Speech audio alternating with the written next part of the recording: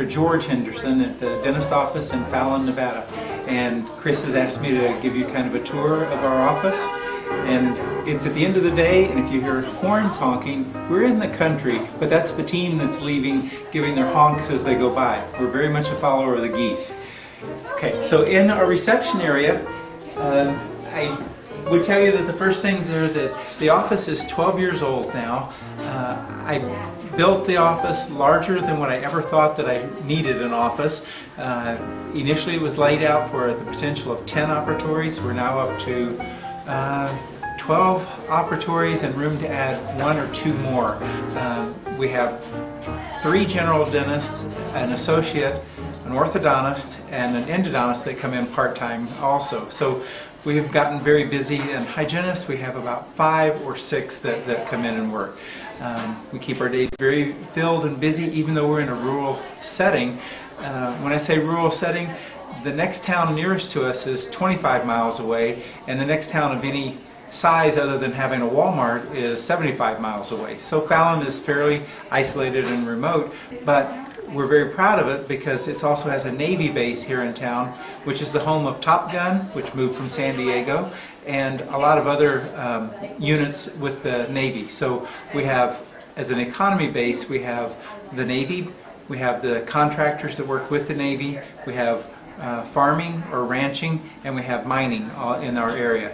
And that's what keeps our economy here fairly stable and fairly well adjusted through the economic depressions in that. I don't know if doctors across the country will really realize how many new patients you see a month being in the location you are. Since starting with the TOPS program, we've been keeping more accurate records of how many new patients, and we tend to average about 80 new patients a month. We have gone up as far as 112, I think, and as low as 65, but 80 is a very good number for us to shoot for in a month. And that's pretty amazing from what you described just a few seconds ago as far as where you are and being a small town far away from everything, right? Correct. The county has a population of about 22,000. The city is a population of about 12,000. But like I mentioned, if we go west of here, it's 75 miles to Reno, Nevada.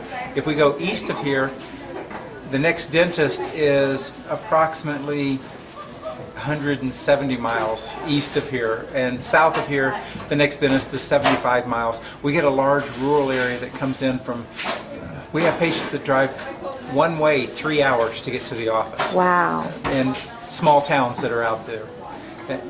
So, and our patient base, if we purge records after every 2 years, if they haven't been in for 2 years, and we have approximately 11,000 families that we see. So That's we have amazing. a large part of the community at this point, all in efforts to what the team does and how they use the top skills and take care of patients, treat people rather than treat their mouth. Fantastic. It's very nice. Great. This is our latest in technology. Our logo has, the name of the office is the dentist office.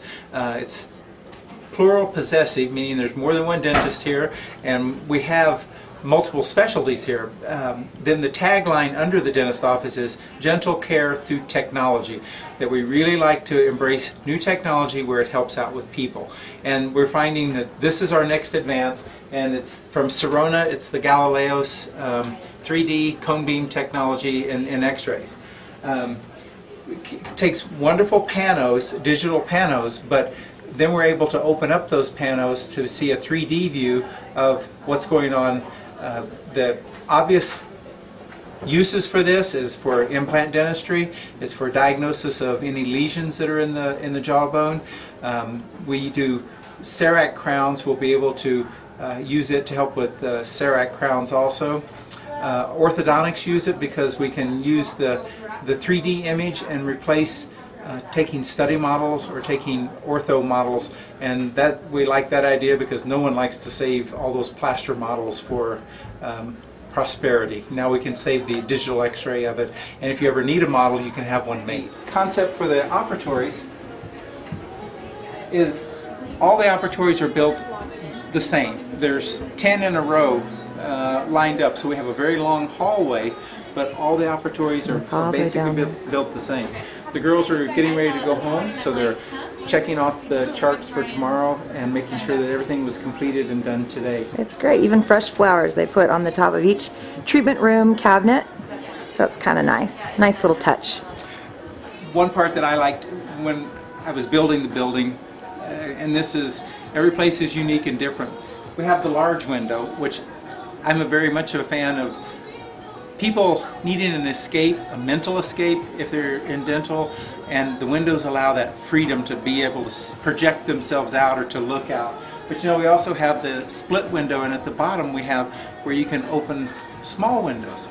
Oh, that's nice during the summertime. It is very Too. nice because we're a rural community, and when I was designing these windows, one patient, Newell Mills, stood in my mind as a cattle rancher, dairy farmer I should say, and when Newell comes in, he reeks of those cows that he's been milking all day. And the windows are not only functional for letting air in, they're very functional for letting air out. And it's been wonderful many times to have those windows open when Newell comes in. He's a wonderful deer patient, but he cannot get away from the smell of cows. They're functional. Very functional with it. That's great. That's great. In our rooms we use the two monitors, one for the patient, and then we have one at the back for the doctors. We can actually set these up to do split screen, so we can show a movie or some Casey education program on this while we still are doing charting in the back. But we find most of the time it's easier to find the break in the scheduling part and go ahead and show the Casey presentation while the patient's sitting there. But we enjoy that part because everybody gets the same information about how to take care of things.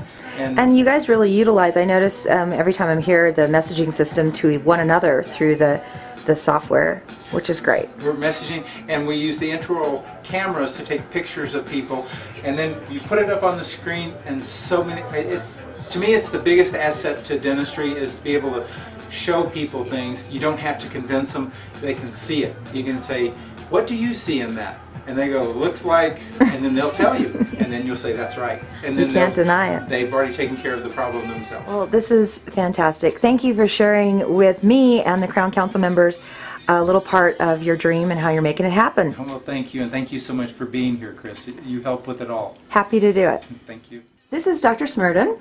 He works with two other fantastic dentists like himself in the dentist's office in Fallon, Nevada. And I wanted you to share, if you could, with the other Crown Council members, the Give Kids a Smile program you do every year. Can you tell us what the program is and what it does for the community and for the practice? Sure. Give Kids a Smile is a program that is sponsored by the ADA. It's the first Friday in February of every year. We've participated in it for the last 11 years.